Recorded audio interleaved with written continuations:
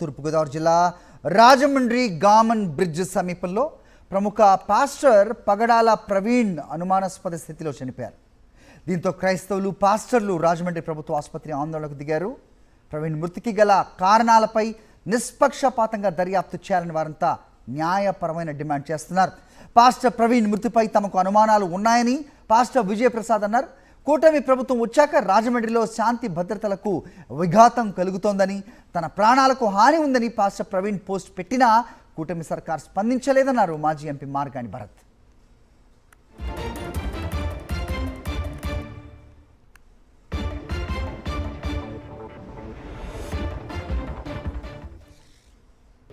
ప్రముఖ క్రైస్తవ వక్త, డిబేటర్, మంచి ప్రసంగికులు, రక్షణ టీవీ వేదికగా అనేకమైనటువంటి చర్చా వేదికలు నిర్వహించినటువంటి ప్రముఖ క్రైస్తవ ప్రసంగికులు, సేవకులు ప్రవీణ్ పగడాల గారు అనుమానాస్పదంగా మృతి చెందడం జరిగింది.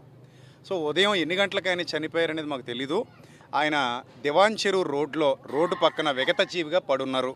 ఆయన తల మీద బలమైన గాయాలు అయ్యాయి.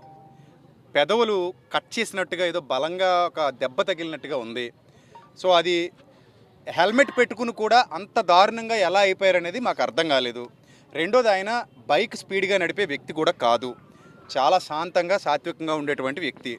సో అలాంటి వ్యక్తి అలాంటి భయంకరమైన పరిస్థితుల్లో మృతి చెందడం అనేది క్రైస్తవ సమాజాన్ని చాలా దిగ్భ్రాంతికి గురి చేసింది. సో కాబట్టి దీని మీద సమగ్రమైన దర్యాప్తు జరిపించండి అని చెప్పేసి పోలీసు వారికి విజ్ఞప్తి చేయడం జరిగింది. ఇందాకనే పోలీసు వారు వచ్చారు. మొదట దాన్ని యాక్సిడెంట్ అని చెప్పారు మాకు. అది సరిగా చూస్తే అది యాక్సిడెంట్లాగా అనిపించలేదు. సో అందుకే మేము యాక్సిడెంట్ అని ఎఫ్ఐఆర్ ఫైల్ చేయొద్దని కోరాం. దాని అనుమానాస్పద మృతిగానే ఎఫ్ఐఆర్ ఫైల్ చేయమని అడిగాం.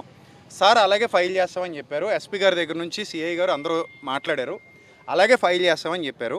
మీడియా ముఖంగా మేము కోరుకునేది ఏంటంటే, ఈరోజు పొద్దున కొంతమంది ఆయన మరణాన్ని బట్టి ఎవరు చంపేశారో అన్నట్టుగా కొన్ని పోస్టులు పెట్టారని, మళ్ళీ డిలీట్ చేశారని విన్నాం.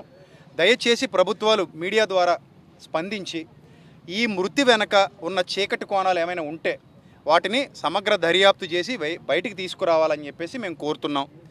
అలాగే క్రైస్తవుల మీద ఎంతమంది నోరు పారేసుకుంటున్నారో నిన్న కూడా ఎస్పీ గారికి కంప్లైంట్ చేయడం జరిగింది కొంతమంది వ్యక్తుల గురించి. సో ఎవరి ప్రోద్బలమైనా దీని వెనక ఉందా, నిజంగానే యాక్సిడెంట్ జరిగిందా, ఒకవేళ యాక్సిడెంట్ జరిగితే అక్కడ ఏ ఆనవాళ్ళు లేకుండా ఎందుకు ఉన్నాయి, బైక్ ఆయన మీద ఎందుకు పడిపోయి ఉంది, అది జారిపోయినట్టుగా ఎందుకు అక్కడ ఏ విధమైన మార్క్స్, టైర్ మార్క్స్ కానీ ఎందుకు లేవు, ఇవన్నీ మేము వ్యక్తం చేస్తున్నటువంటి అనుమానాలు. పాస్టర్ గారు పగడాల ప్రవీణ్ కుమార్ గారు ఇక్కడ కొంతమూరు ప్రాంతంలో ఆయన కూడా అనుమానాస్పదమైన మృతి కనబడుతూ ఉంది. ఒకటే అంశం చెప్తా ఉన్నా, అసలు ఇప్పుడు కూటమి ప్రభుత్వం వచ్చిన తర్వాత ఏ రకమైన ఘటనలు జరుగుతూ ఉన్నాయి. ఈ పాస్టర్ గారు వారం రోజుల క్రితమే సోషల్ మీడియా వేదికగా ఆయన పోస్ట్ పెట్టడం జరిగింది. నాకు ప్రాణహాని ఉంది అనే అంశాన్ని ఆయన వ్యక్తపరుస్తూ సోషల్ మీడియా వేదికగా పోస్ట్ పెట్టడం జరిగింది. మరి ఒకటి అర్థం కాని అంశం ఏంటంటే, ఇప్పటికీ కూడా ఇక్కడ ఇంతమంది క్రైస్తవ లోకం అందరూ కూడా తరలి వచ్చి ధర్నా చేస్తూ న్యాయం జరగాలి, నిజాలు ఏంటనేది బయటికి తీసుకురావాలి అని మరి వాళ్ళు ధర్నా చేస్తూ ఉన్నారు. మరి పోలీస్ డిపార్ట్మెంట్ కూడా పూర్తి స్థాయి బాధ్యత తీసుకుని పంచనామా చేసి పోస్ట్ మార్టం చేసి దీని యొక్క నిజాలు ఏంటనేది బయటికి తీసుకురావాలి. అసలు ఈ కారణం ఎందుకు జరిగింది, దీన్ని పూర్తి స్థాయిగా దర్యాప్తు జరగాలి. దర్యాప్తు జరిగి అసలు నిజాలు ఏంటనేది బయటికి తీసుకురావాల్సిన అవసరం ఉంది.